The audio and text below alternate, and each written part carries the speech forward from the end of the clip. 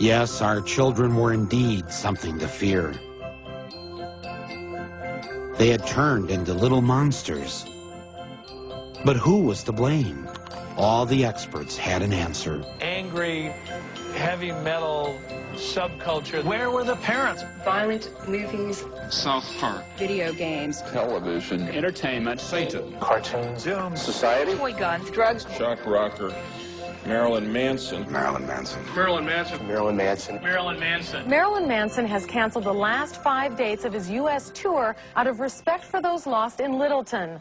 But the singer says artists like himself are not the ones to blame. This is perhaps the sickest group ever promoted by a mainstream record company.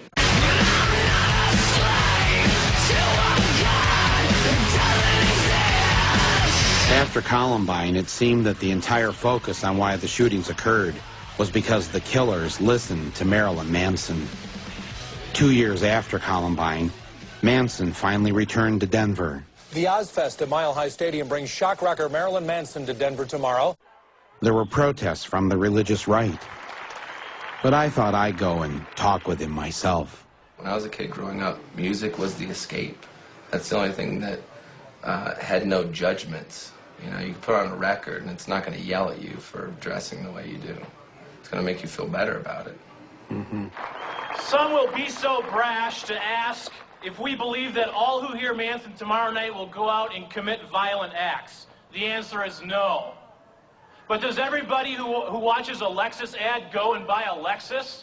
No, but a few do. I definitely can see why they would pick me, because I think it's easy to throw my face on a TV, because I'm, in the end, sort of a poster boy for fear. Because I represent what everyone's afraid of, because I do and say what I want.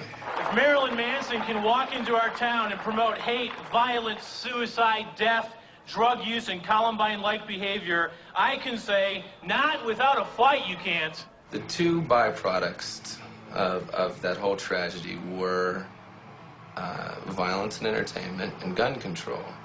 And how perfect that was the two things that we were going to talk about with the upcoming election. And also then we forgot about Monica Lewinsky, and we forgot about the president was shooting bombs overseas, yet I'm a bad guy because I've sang some rock and roll songs. And who's a bigger influence, the president or Marilyn Manson? Do you know, I'd like to think me, but I'm going to go with the president. Do you know that the day that Columbine happened, the United States dropped more bombs on Kosovo than any other time during that war? I do know that, and I think that that's really ironic, you know, that nobody said, well, maybe the president had an influence on this violent behavior. No, because that's not the way the media wants to take it and spin and turn it into fear, because then you're watching television, you're watching the news, you're being pumped full of fear. There's floods, there's AIDS, there's murder, cut to commercial. Buy the Acura, buy the Colgate. If you have bad breath, they're not going to talk to you. If you got pimples, the girl's not going to fuck you. And it's just this, it's a campaign of fear and consumption. And that's what I think that it's all based on, is the whole idea that keep everyone afraid and they'll consume. And that's really as simple as it can be boiled down to. Right. If you were to talk directly to the kids at Columbine or the people in that community, what would you say to them if they were here right now? I wouldn't say a single word to them. I would listen to what they have to say, and that's what no one did.